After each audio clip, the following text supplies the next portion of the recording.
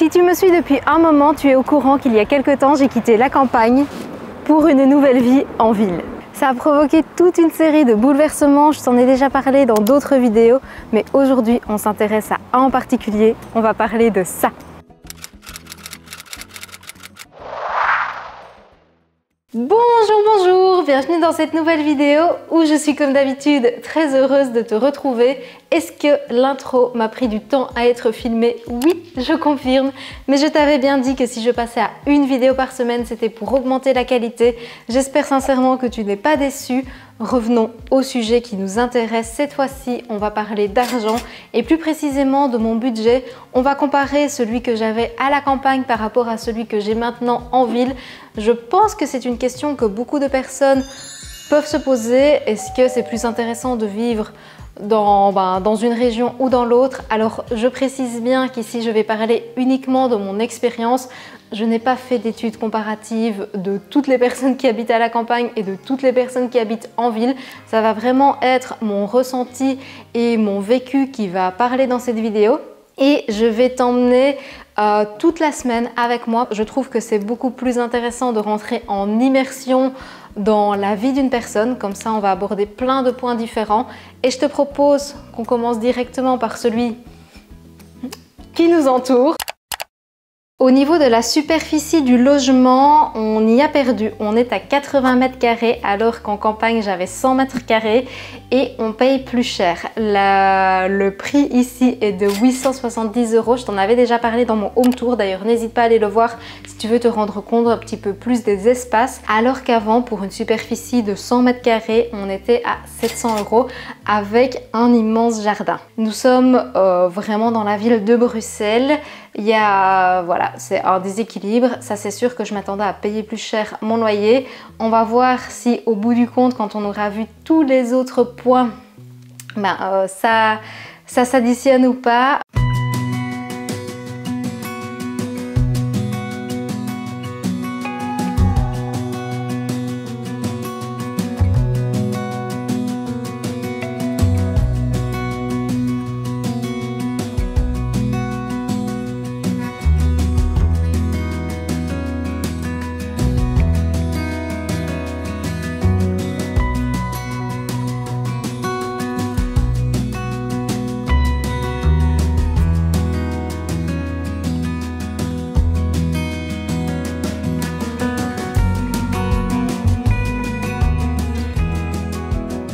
On est lundi et qui dit lundi dit sport ce soir. On va rentrer très tard. J'ai donc préparé mon repas de ce soir en avance et en même temps une plus grande quantité parce que ça nous servira pour des lunchs à mon compagnon et moi. J'ai fait un dalle de lentilles corail à la courge butternut et pour accompagner un mélange riz, quinoa, orge et épeautre. C'est un truc tout prêt mais honnêtement ça a l'air très bon. Et forcément, vu que j'ai préparé ça, j'ai utilisé ma cuisinière, ce qui m'a fait penser au deuxième point très important qui rentre dans le logement, c'est tout ce qui est consommation énergétique. Tout d'abord, 3 choses très importantes à savoir.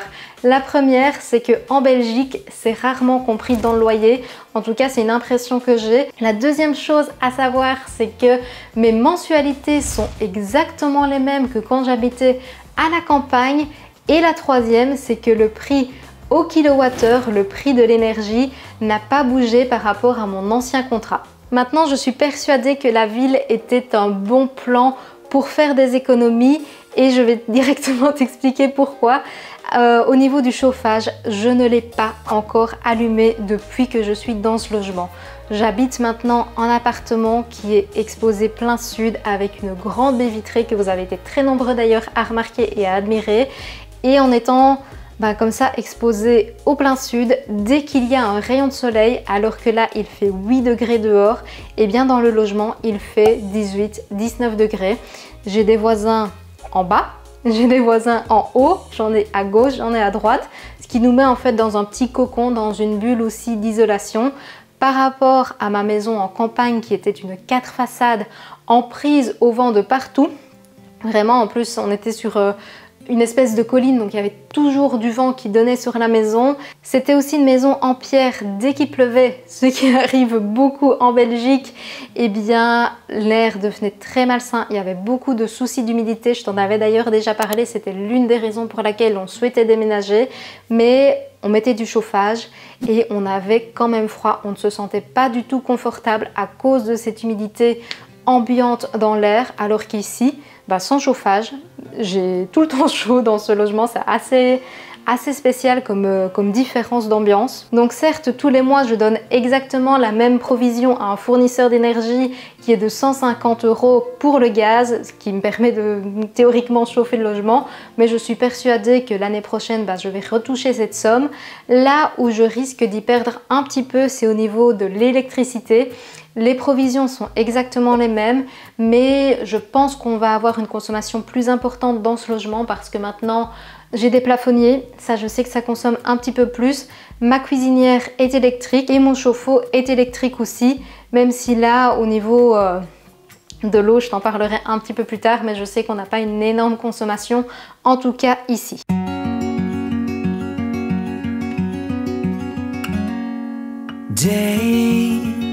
Without water along the sun-soaked road. Je viens de faire ma petite routine skincare et tant que je suis dans les produits d'hygiène cosmétique, je me dis qu'il est grand temps de te présenter le sponsor de cette vidéo qui est en plus de ça un énorme atout pour faire des économies. Alors en vrai, niveau budget ville-campagne, pour moi ça va pas changer grand chose parce que j'étais déjà cliente avant des culottes menstruelles de la marque Evenco. J'ai eu pas mal la question en commentaire, donc oui, moi ça fait très longtemps que j'ai opté pour cette solution, ne serait-ce que niveau confort, ça change la vie. Promis, une fois qu'on a testé, on ne revient jamais en arrière. C'est super discret, elles sont jolies à porter et avec n'importe quel vêtement, on ne la voit pas. Même quand je vais au sport et que je porte un legging qui est moulant, eh bien ça passe totalement inaperçu. Évidemment aussi l'intérêt de ce type de solution, c'est que ça remplace à 100% tout ce qui est serviette, tampon. Tu enfiles ta culotte le matin, tu es parti pour ta journée de 12 heures, pas de fuite, pas d'odeur et c'est en plus de ça un énorme intérêt écologique vu que tu ne dois pas changer toutes les 2 ou 3 heures et jeter ta protection à la poubelle. En plus au niveau du budget, ça fait une sacrée différence parce qu'une fois que tu as les culottes, tu la gardes, tu la laves et tu la réutilises. Il n'y a plus besoin de rien acheter d'autre. Alerte bon plan sur le site pour la dernière des marques des soldes. Il y a moins 70% à l'achat d'une culotte et moins 75% à l'achat d'un pack de 3. Ce qui revient à 12 € une culotte individuelle et à 29,50 € si tu achètes un pack de 3. C'est une énorme réduction. Eux, ils y gagnent presque rien. C'est vraiment pour rendre les culottes menstruelles accessibles à toutes. Et comme ça, toi, tu pourrais également te faire ta propre opinion. Mais je suis certaine que l'essayer, c'est l'adopter. Si jamais ça t'intéresse, je te mets le lien en barre d'infos. N'hésite pas à aller voir. Il n'y a même pas besoin de code promo. Mais attention, c'est très limité vu que c'est pour la période des soldes.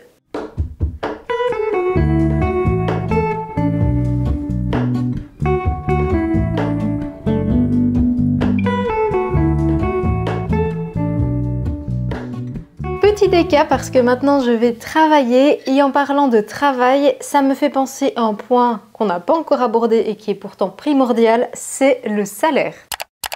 En ce qui me concerne, je suis à mon compte. Je vais peut-être quand même t'en parler parce qu'il y a peut-être des indépendants qui m'écoutent. Le fait d'être en ville me rend plus disponible pour des partenariats, ce qu'on pourrait reporter finalement à des clients pour toi. C'est pas pour ça que je les accepte plus ou que je gagne plus parce que moi, j'ai pas changé mon éthique de ne parler que des choses qui me tiennent à cœur, des choses dont je suis cliente et je ne parlerai jamais de choses auxquelles je ne crois pas. Donc mon salaire n'a pas forcément évolué en venant habiter en ville. En revanche, celui de mon compagnon, lui, a changé. Il est salarié parce que j'imagine que c'est la même chose pour Paris avec la France. C'est que vu que c'est la capitale, les loyers sont plus élevés et donc les salaires sont un petit peu plus élevés. Proportionnellement, ça ne compense pas la hausse des loyers. C'est toujours ça de prix et c'est toujours bon à savoir.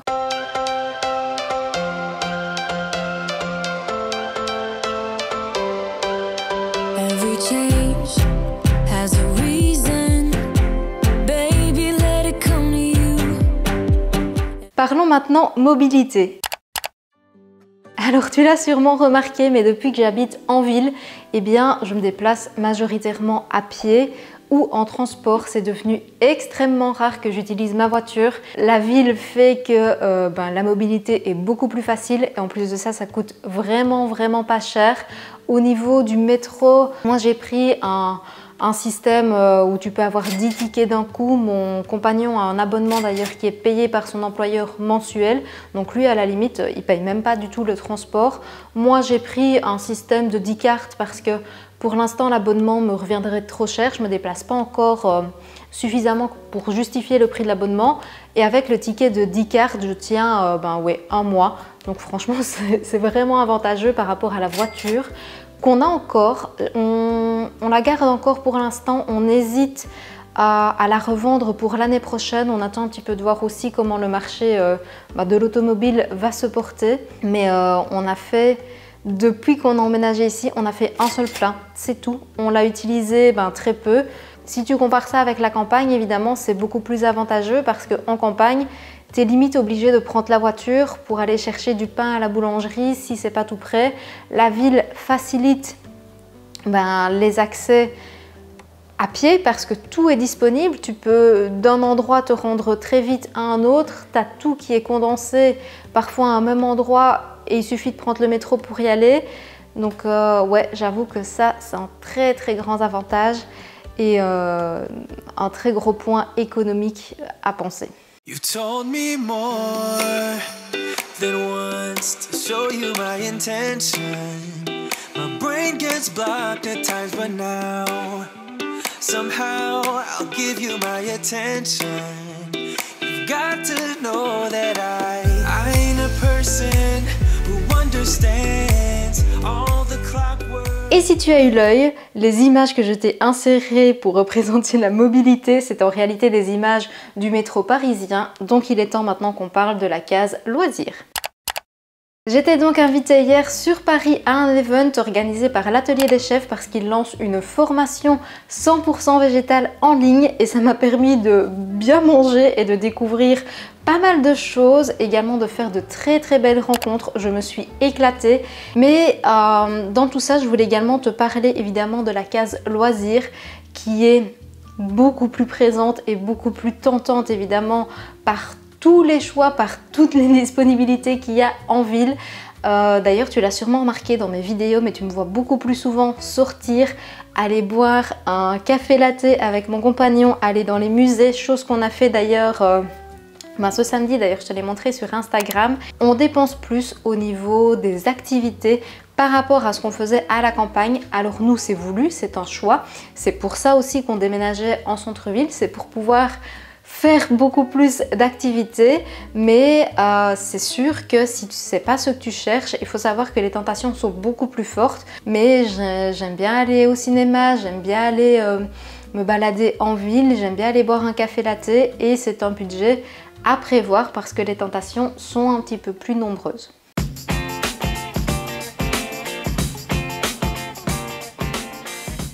Parlons maintenant des factures. Alors, il n'y a pas eu de grands bouleversements. Forcément, mon abonnement téléphonique n'a pas bougé.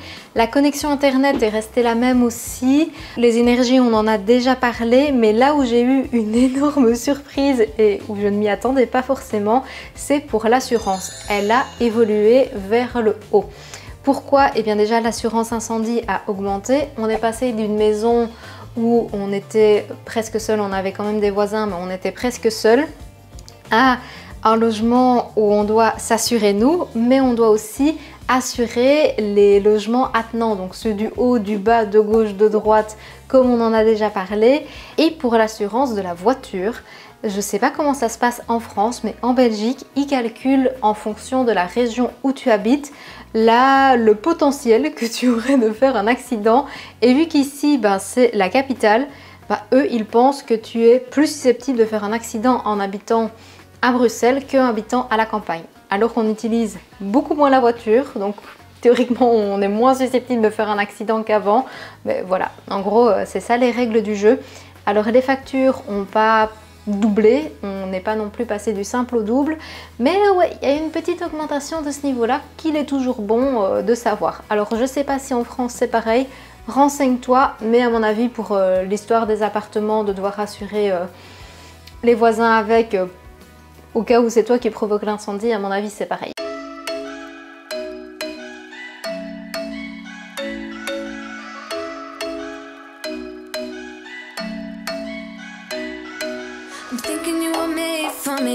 Isn't it my birthday yet? Cause I gotta say, you're looking like a gift for me, wrapped up nice and neat, baby. Le sport. Ici, je vais vraiment faire une parenthèse très personnelle parce qu'évidemment, j'étais pas obligée de reprendre un abonnement en salle en venant habiter en ville. L'infrastructure fait que c'était possible et que j'en avais surtout envie parce que je rappelle qu'il faut faire uniquement des choses dont tu as envie de pratiquer. Si tu fais un sport que tu n'aimes pas, tu ne tiendras pas. Faire du sport, ça doit être une activité plaisir qui te fait du bien et certainement pas une contrainte. Je me suis donc réinscrite à la salle, ce qui est un coût budgétaire en plus par rapport à ce que j'avais à la campagne. Mais encore une fois, c'est très personnel. La ville facilite quand même un petit peu les activités sportives, je trouve, parce que tu as plus d'infrastructures, que ce soit la natation, le tennis. C'est plus facile d'y aller aussi par les points de mobilité qu'on a déjà abordés. Et ça dépend aussi des sports que tu aimes pratiquer. Avant ça, en campagne, je marchais déjà beaucoup avec les balades avec Shadow. Je faisais le programme TSE à la maison, ça me convenait très bien et maintenant j'ai voulu un petit peu level up en passant en salle. J'utilise d'ailleurs toujours l'application TSE, j'ai eu pas mal la question, mais je fais un programme de muscu en salle avec l'application. On pourrait dire que ça fait partie de la case loisirs qui a augmenté, même si pour moi ça fait plus partie d'une case bien-être. Vu que ça j'en ai déjà énormément parlé aussi, mais pour moi le sport ça développe confiance en moi, bien-être, je me sens bien, ça libère du stress, ça fait plein de choses positives et c'est un coût que je trouve indispensable en ce qui me concerne à mettre à l'heure actuelle. Un point important à signaler, c'est qu'à chaque fois, chaque jour que je me rends à la salle de sport, je me lave là-bas plutôt que chez moi, ce qui me fera économiser sur la facture d'eau. Je t'avais dit qu'on en reparlerait. Ça, évidemment, c'est propre à mon abonnement à la salle de sport et au final, j'y perds par rapport évidemment au prix de la salle, mais je trouvais ça important de le signaler, sachant que je fais mes cheveux en général à la salle et que c'est là où j'ai une consommation la plus importante. Alors en termes d'écologie, ça change rien parce que la consommation que j'ai pas ici, je l'ai à la salle, mais au niveau de la facture, ça aura une conséquence vu qu'elle sera moindre ici. Et honnêtement, je me dis que quitte à payer un abonnement, autant le rentabiliser. Doesn't matter where we go and destination unknown. I don't care where the motor stops. Cause when I want it, then I want it. Yeah, I want it, oh I want it, let's go. Look around, where's the people at? I want a taste of the good life. Hit me with it right now. Et si maintenant on parlait des courses? Et bien pour le coup, je t'avoue que ça a été une énorme surprise. Je pensais que les courses seraient plus chères en ville. Étant donné que les loyers sont plus conséquents, je pensais que les enseignes répercuteraient ça sur les produits. Et il se trouve que mes courses me coûtent globalement moins cher ici. Alors il y a deux raisons à cela. Je pense que c'est la concurrence qui fait que les enseignes se tirent un petit peu dans les pattes en tirant les prix toujours vers le bas. Je ne sais pas si c'est positif ou pas, selon moi ça l'est pas forcément parce que ça veut dire que c'est les grossistes et les fournisseurs derrière qui trinquent un petit peu. À voir aussi l'histoire de la marge bénéficiaire, etc. Enfin, qui profite réellement de ça, ça c'est un autre débat. Mais il y a aussi le fait qu'il y a énormément de possibilités d'endroits où aller faire mes courses, que je ne suis pas obligée de les faire toutes au même endroit et que je peux prendre dorénavant les choses les moins chères dans une enseigne, les choses les moins chères dans une autre et compiler comme ça. Alors c'est un petit peu chronophage, mais au final sur la facture ça peut complètement se ressentir. Par rapport à la campagne, c'est vrai que parfois il n'y a pas forcément énormément de possibilités d'endroits pour faire le magasin. C'est encore pire en France si je peux me permettre, parce que là tu es obligé limite de prendre la voiture pour te rendre dans une hyper grande surface qui est à des kilomètres et là tu fais toutes tes grosses courses directement. Moi c'est vrai que je fonctionne encore avec mes commandes en ligne, je complète par des courses voilà, un petit peu plic-ploc comme ça la semaine et ça me permet d'avoir des prix vraiment très avantageux au bout du compte. Alors je voulais quand même un petit peu faire un message rassurant parce que c'est vrai que quand j'ai annoncé la semaine passée que je réduisais la quantité de vidéos, il y en a beaucoup qui ont eu peur qu'il n'y aurait plus de retour de course. Alors si, bien évidemment qu'il y en aura encore parce que moi-même j'adore ça, j'adore en consommer en tant que spectatrice sur YouTube. J'ai une mèche de cheveux qui m'embête de tout à l'heure, tu me vois chipoter je pense, voilà, j'essaye de l'arranger.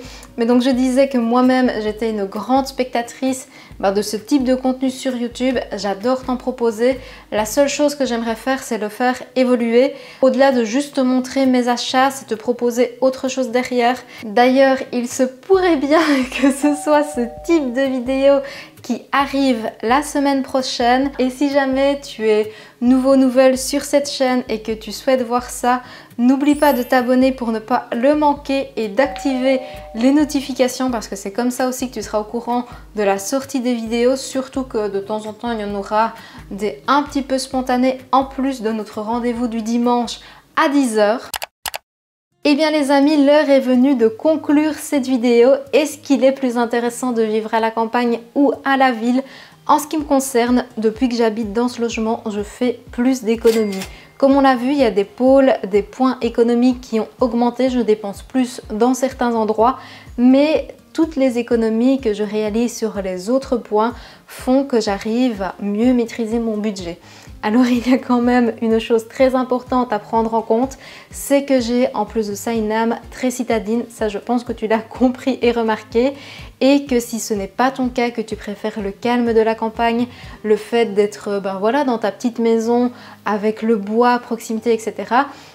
C'est très important de prendre ce facteur en compte et que ce n'est pas parce que tu vas pouvoir mettre 50-100 € de côté en plus en habitant en ville, tu vas être malheureux. Il ne faut vraiment pas faire ce choix-là uniquement pour l'aspect financier, mais il faut vraiment prendre la qualité de vie en compte en plus de ça.